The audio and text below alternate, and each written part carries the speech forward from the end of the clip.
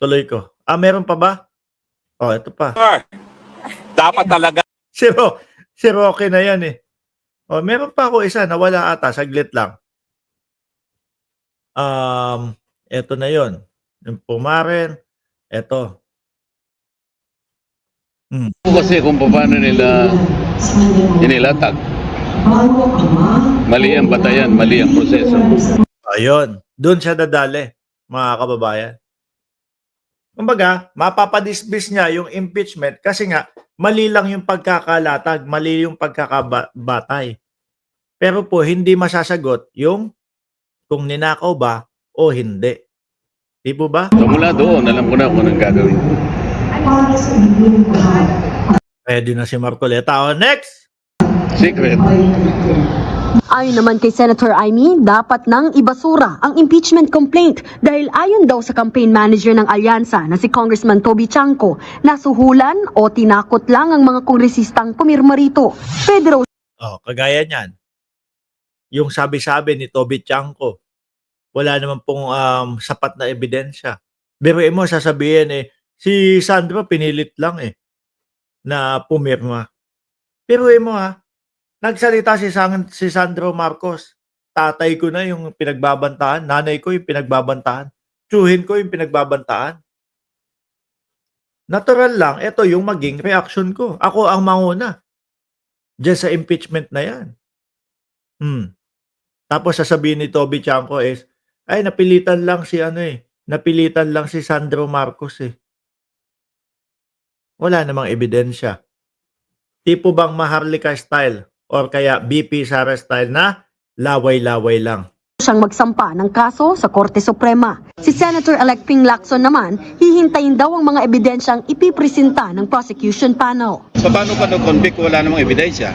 O napakawik ng ebidensya? Ngayon, paano ka mag-a-acquit kung napakatibay naman na ebidensya? Yun ang tama, mga kababayan.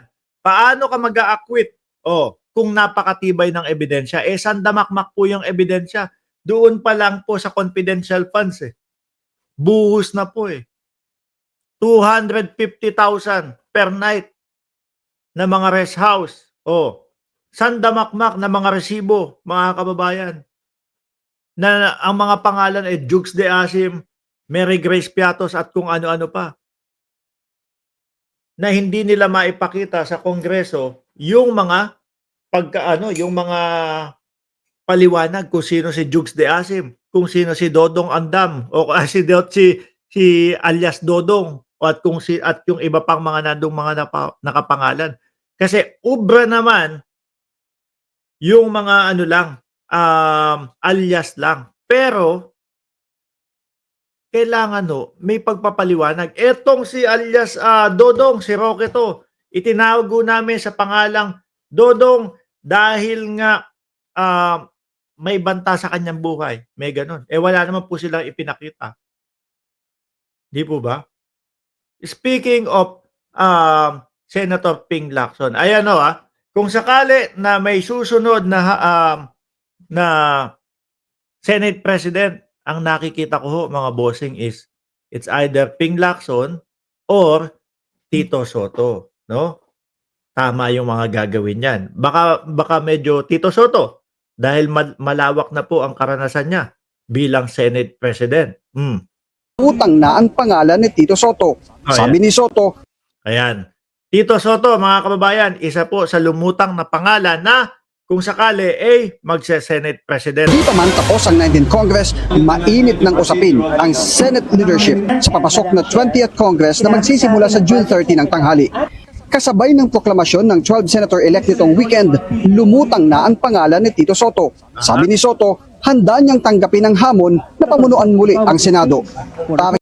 May nagsasabi, Marcoleta mamaya, pakinggan nyo. Marcoleta daw, Senate President. Target niya pag-upo sa Senado na maibalik ang kredibilidad at independence ng institusyon. In my 4.5 years as Senate President, maayos naman lahat wala naman problema So, baka sakali naman, pagka natuto na kami, whether kami ma-elect as Senate President or not, we would be able to, keep everybody in tow. Sabi naman ni Senator. Ayun, di ba? Tsaka ako nakikita ko, mas mananalo, no? O mas makukuha ni Tito Soto yung pagka-Senate President, mga kababayan. Biyasa na, no? At may experience na sa pagiging Senate President. Ngayon, yung sunod, Senator-elect Panfilo Lacson, may 13 na siyang nakakausap at kumakausap sa kanya sa isyu ng liderato ng Senado. Ayon kay Lacson, susuportahan niya ang leader na independent, transparent at competent. Pero si Senate President Cheese Escudero, nakasentro daw muna siya sa nalalabing mga sesyon ng 19th Congress. Katatapos lang ng eleksyon at bangayan at ingay, sisimulan nyo na naman agad. Palipasin nyo naman. Tapusin muna natin itong kongresong to. May 2 pa kaming linggo na marami pa kaming inaasahang mapapasa at maihahabol na mga panukalang batas. Balikan ko lang yung kasi May babalikan ka pa ron? pero, ito muna, si Marcoleta daw, si Marcoleta, sigaw ng mga DDS, si Marcoleta, Senate President. Bukod kina Escudero at Soto, matunog sa social media ang pangalan ni Senator-elect Rodante Marcoleta bilang susunod na Senate President. First-timer sa Senado ang abogadong si Marcoleta. Anya, hindi pa naman napapag-usapan ng mga kasamahan niyang senador na nanalo mula sa Duterte slate at ilang kakampi na kasama sa naihal. Naku, kapag ka naging Senate President ka, huwag mong kakalimutan yung ipinangako mo nung eleksyon, 2,000, kapag ka 2,000 ang bayarin sa kuryente ay libre, ha?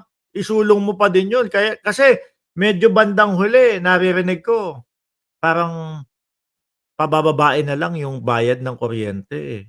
No? Sana parehas pa ding isulong, Marcoleta, ha?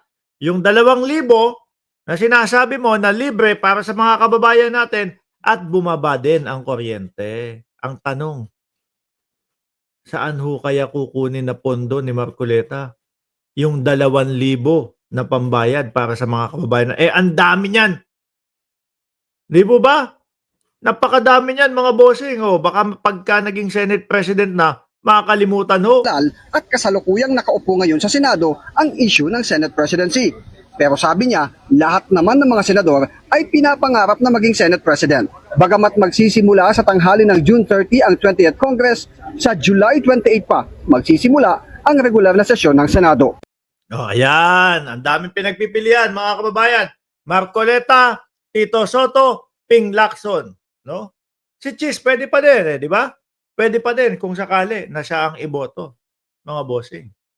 Pero ako, ang type ko, it's either Ping Lacson or si dating Senate President Tito Soto. Sabi ni Kanahista, asa ka pa, Sir Mark, 2K na bill.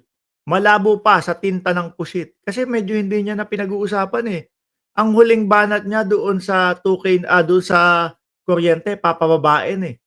Hindi ko narinig yung 2,000 libre pa din. Di ko nga binoto si Boy 2K eh. Kuryente mga BO nang bumoto sa kanya.